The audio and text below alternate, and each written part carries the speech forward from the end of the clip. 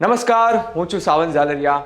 એશિયાના સૌથી જૂના અખબાર મુંબઈ સમાચારના ડિજિટલ પ્લેટફોર્મ પર આપનું સ્વાગત છે. તો જોઈએ આજની મુખ્ય અપડેટ્સ.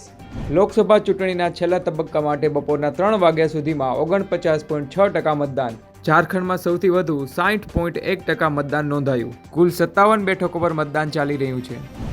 દિલ્હીના મુખ્ય પ્રધાન અરવિંદ કેજરીવાલને કોર્ટ તરફથી રાહત ના મળી. વચગાળાના જામીન લંબાવવાની અરજી પર સુનાવણી 7 જૂન સુધી સ્થગિત. કેજરીવાલને આવતીકાલે જેલમાં પરત ફરવું પડશે. ચેન્નઈથી મુંબઈ આવતી ઇન્ડિગોની ફ્લાઇટમાં બોમ્બની ધમકી મળતા મુંબઈ એરપોર્ટ પર ઇમરજન્સી લેન્ડિંગ કરાયું. તમામ 172 મુસાફરોને સુરક્ષિત રીતે બહાર કઢાયા. ઉત્તર પ્રદેશની યોગી સરકારની મોટી જાહેરાત. ગરમીને કારણે મૃત્યુ પામનારાના પરિવારને 4 લાખની સહાય આપવામાં આવશે. ઉત્તર પ્રદેશમાં આ સિઝન દરમિયાન હીટસ્ટ્રોકને કારણે 198 લોકોના મોત. મેગા બ્લોકને કારણે મુંબઈની મધ્ય રેલવે લાઇનમાં પ્રવાસીઓને હાલાકી. લગભગ 500 કરતાં વધારે ટ્રેનો રદ. ફાયર સેફટી અંગે વડોદરાની MS યુનિવર્સિટીમાં ઘોર બેદરકારી સામે આવી. 32 બિલ્ડિંગોમાં ફાયર સેફટીના ધારાધોરણોનું ઉલ્લંઘન કરવાનું જાણવા મળ્યું. ફાયર વિભાગે વાઇસ ચાન્સેલરને નોટિસ પાઠવી.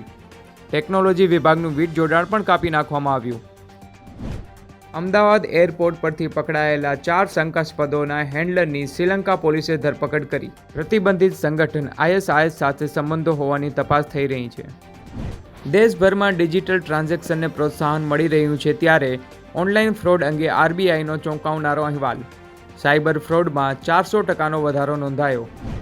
લંડનમાં ગયા બુધવારે ફાયરિંગની ઘટનામાં ભારતીય મૂળની 9 વર્ષની બાળકી ઘાયલ થઈ હતી, જેની હાલત હાલ ગંભીર હોવાના અહેવાલ છે. આ ઘટના 29 મેના રોજ રાત્રે 9:30 વાગે કિંગ્સલેન્ડ હાઈ સ્ટ્રીટ પર બની હતી. ક્રિકેટર શુભમન ગિલ પોતાનાથી 9 વર્ષ મોટી ટીવી અભિનેત્રી રિદ્ધિમા પંડિત સાથે લગ્ન કરે તેવી અટકળો. અગાઉ શુભમનનું નામ સારા તેંડુલકર અને સારા અલી ખાન સાથે જોડાઈ ચૂક્યું છે. આવા જ મહત્વના અને રસપ્રદ સમાચાર મેળવવા માટે મુંબઈ સમાચારને અત્યારે જ ફોલો કરો.